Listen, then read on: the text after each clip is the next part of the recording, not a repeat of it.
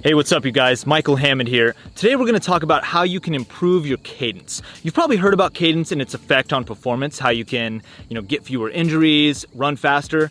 Is it that simple? Sort of, but you have to make sure you do it right. Sure, you could turn off this video right now, go download an app that's going to set it at 180 beats per minute, follow that. Sure, that could be great. But it's not ideal because it's not gonna address the underlying problem. So I'm gonna show you 5 key drills that you can use to improve your cadence long-term without having to constantly use an app. Let's do it. So what is cadence and why should you care? Cadence is the number of steps per minute that you take while you're running. You've probably heard the number 180 thrown around a lot as like an ideal cadence. Keep in mind, that's just somebody just watched a bunch of videos of elite athletes and saw that their average cadence was around 180 steps a minute. So it is a good estimate though. If you're 140 and 180 is where you want to be, obviously you're probably overstriding. And that's really the crux of the issue, is overstriding.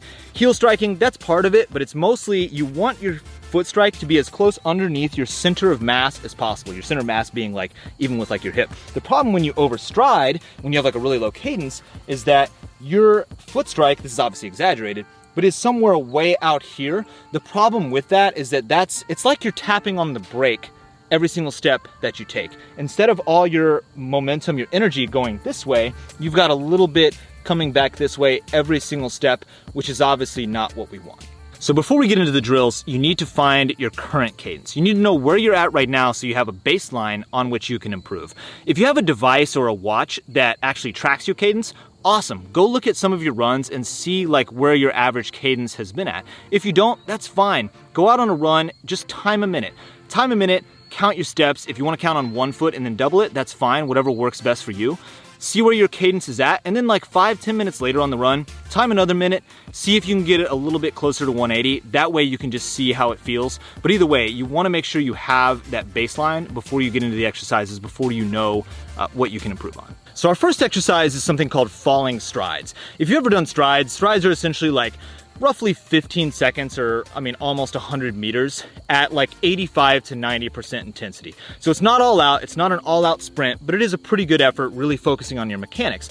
The twist here with falling strides is that you're actually gonna start from a standstill. So you're gonna start with your feet roughly shoulder width apart, somewhere thereabouts, and before you stride, you're actually going to let yourself fall forward until the last possible second where you have to catch yourself. What this is gonna work on is an optimal forward lean.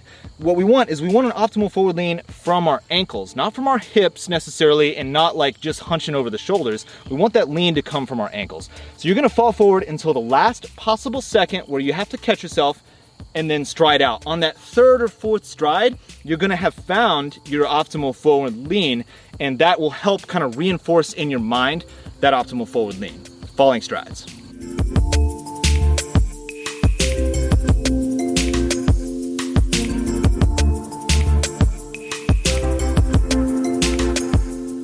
So second exercise is high knees. Now this is gonna work on a few different things. Your knee lift, your glute and hamstring, like power and really powering your stride, but also your frequency. That's why I like doing this and falling strides first. Falling strides really works on that forward lean, and then this is gonna work on that frequency, that quickness, which we want to carry forward into the other drills. So high knees, this is gonna be a bit of a hybrid between high knees and butt kicks. So high knees are like, when you're just going completely high knees, people do this in football a lot. Butt kicks, just this way. We're gonna combine those into kind of a hybrid because I really wanna work on the full rotation, the full cycle, and help you think about your feet as kind of like pedals on a bicycle. Instead of just kind of like plodding around, we really want to focus on that frequency of the motion. So with high knees, you're going to combine those two things. Like I said, the high knees, where you really get the knee up and point those toes up towards the sky.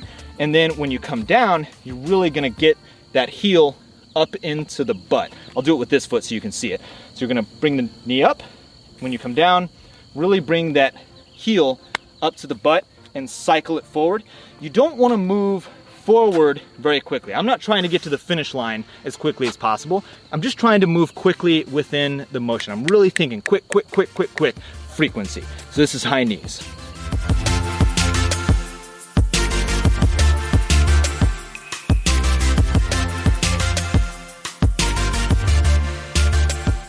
So now we've done falling strides, we've done high knees. That's gonna help reinforce that forward lean from the falling strides, but also that frequency from the high knees. Next up is A skips. A lot of people have done these, but I don't necessarily see a lot of runners doing them right. We wanna take what we've done before, that forward lean, that frequency, and implement it in this drill. High knees, I'm gonna do it kind of walking at first to show you in slower motion what it looks like.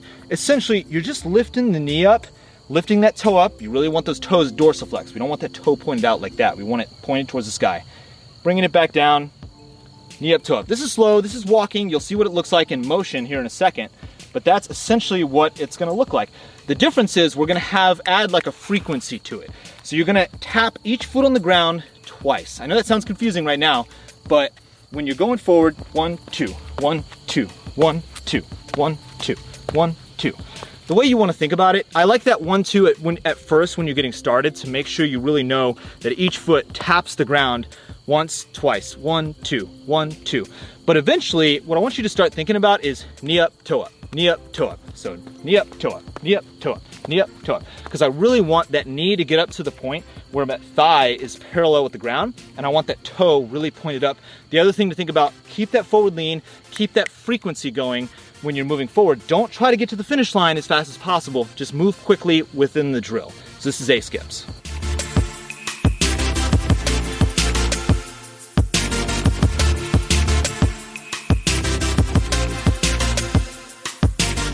Now we're gonna do B skips. B skips are essentially the same thing as A skips. We're working on that foot strike, that knee lift, but we're gonna add in a little bit of glute and hamstring activation to work on that power of really getting that knee up and driving your foot strike.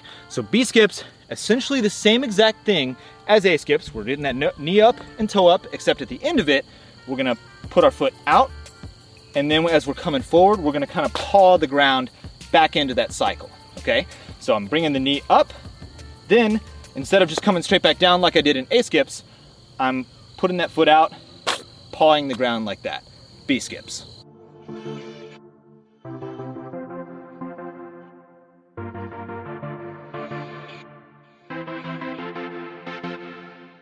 All right, drill number 5. I've saved the hardest for last. This is called Carioca. If you've played football and a lot of other types of sports do this, they will do kind of a variation of this, but we're gonna add our own little twist to it to really get that glute hip activation, but also that hip mobility that we wanna kind of open up to help open up your stride, prevent that overstriding. So Carioca, the way you've probably seen it is like this. We're kind of moving the foot around the back and then around to the front. Same the other way. Now, we're gonna add a little twist to this. So we're gonna bring the foot back, then the front foot forward. That back foot, we're actually gonna bring it up and over. We wanna get that same knee lift, that same drive that we're working on with the other drills forward. This is gonna really work on that hip mobility. That's why we like to bring the knee up and over. Then this front foot forward, back leg back, front leg forward, up and over, okay? So this is the Carioca.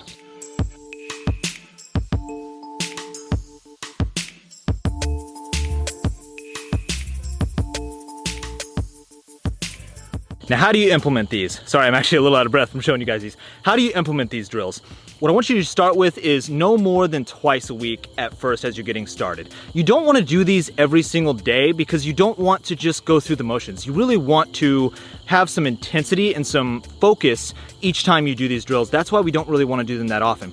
Second thing is do them after either short, easy runs or do them before harder workouts. We don't want to do these after like really hard sessions or really long runs because your muscles are going to be tired, your body's going to be exhausted, you're probably not going to do the drills correctly. This is much more about technique and really focusing on the movements, the frequency, than it is about being tired and kind of overworking those muscles. So do it either after short, easy runs, or if you have like a hard workout, do your warm up and then go do these drills, then go get into your workout. 3 real quick disclaimers here. Number 1, don't do this too quickly. This isn't a change that you want to make overnight because that itself can actually lead to injury and other sorts of problems. It's just too much of a stimulus change. If you're currently at 140 steps a minute and you just go right up to 180, that's a huge change for your body. That's ultimately why I don't really love using the apps like the metronome apps because number 1, it doesn't really take your own physiological needs into play. And number 2, to be honest, when you take those headphones out and you stop using it, you're most likely just gonna fall right back to where you were before because you didn't really address the underlying issue. Second disclaimer, should it be the same regardless of speed?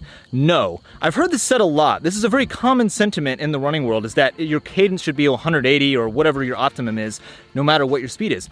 Two things to look at there. One, go watch Usain Bolt when he runs a 200 meter. That dude's running like 230 steps a minute. Obviously, he's not trying to do 180.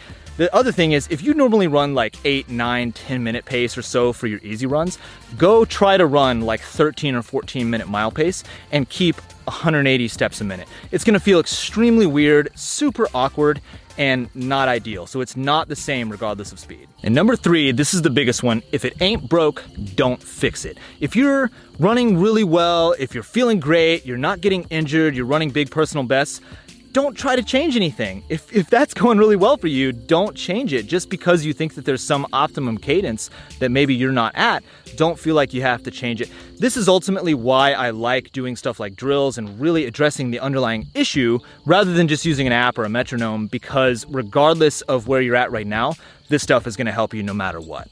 I hope you enjoyed this video. If you liked it, do me a favor, give it a like down below. I'd really appreciate it. It means a lot to me. And be sure to subscribe because there's plenty more raw running content coming your way.